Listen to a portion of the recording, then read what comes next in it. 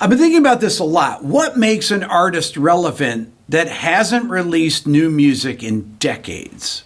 Would you believe it if I told you there are 4 artists that I can think of off the top of my head that have not released anything new in 30 years, 3 decades, but they still have massive streaming numbers? Now, I guarantee you can think of 2 of them right off the top of your head.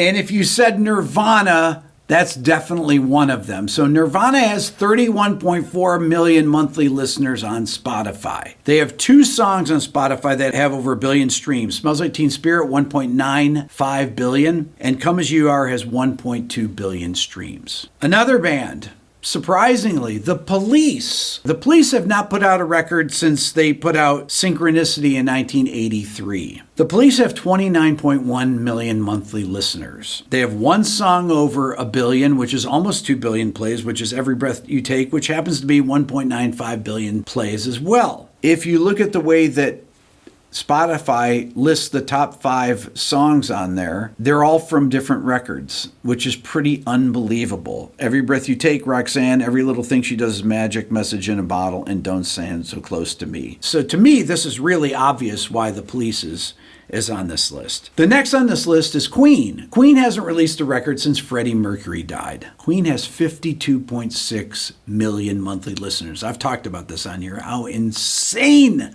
that is. Queen has 5 songs over 1 billion spins, including 1 over 2 billion spins. Don't Stop Me Now, 1.9 billion. Another One Bites the Dust, 1.7 billion. Bohemian Rhapsody, 2.4 billion. Under Pressure, 1.5 billion. We Will Rock You, 1.2 billion spins. Insane. Why is Queen so huge? Well, they had the biopic Bohemian Rhapsody come out in 2018 and introduced them to a whole new generation of listeners. But Queen's also continued to tour with Adam Lambert. And you can't discount the fact that Brian May is fantastic on social media. He's out there all over the place. And he's helped Queen stay relevant himself. The 4th band on the list is the Beatles. The Beatles have 36.5 million monthly listeners. They have 1 song over 1 billion, which is Here Comes the Sun. It's 1.25 billion spins. Paul McCartney and Ringo still tour and still play Beatles songs and still do many interviews,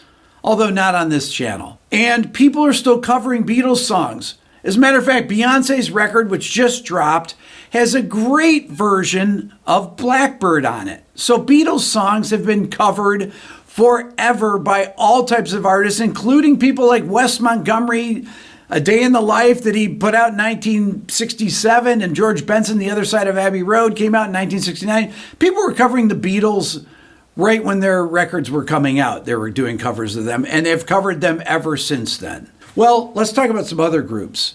The Foo Fighters have 22.1 million. Nirvana has 31 million, so about 9 million more. Eagles, 20 million.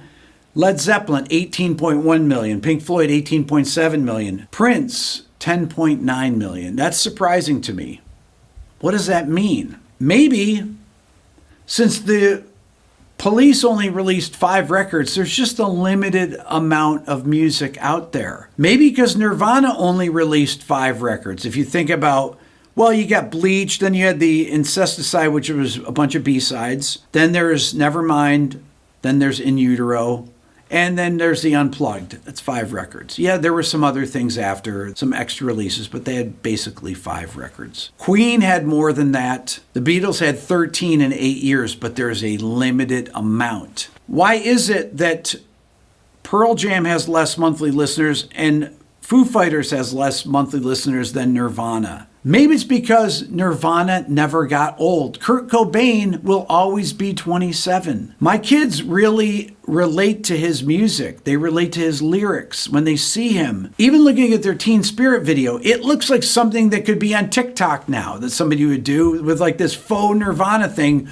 with all the smoke, and they're kind of just goofing around. Right? They're intense, but they had that comic element to it then, and that just is ageless. I think a thing that binds these bands is that they all have youthful exuberance. When I listen to Roxanne, listen to any of that stuff on those Police records, they sound like and they weren't even young, but they sound young. And the songs sound intense even today. When I listen to Roxanne, if that came out today, I'd be like, wow, who is that band? If Nirvana released Teen Spirit today, there was no Nirvana, I'd be like, whoa. If the Beatles released pretty much anything, I'd be like, whoa. And Queen, Bohemian Rhapsody, I'd be like, what is that? I mean, these songs are just insanely creative. It may be that simple. It may be that history has decided that these are these important artists that will be famous for the next 200 years. And it's already doing its thing. And it's just the music. Love to know your thoughts. Leave a comment. Hit subscribe. Thanks for watching.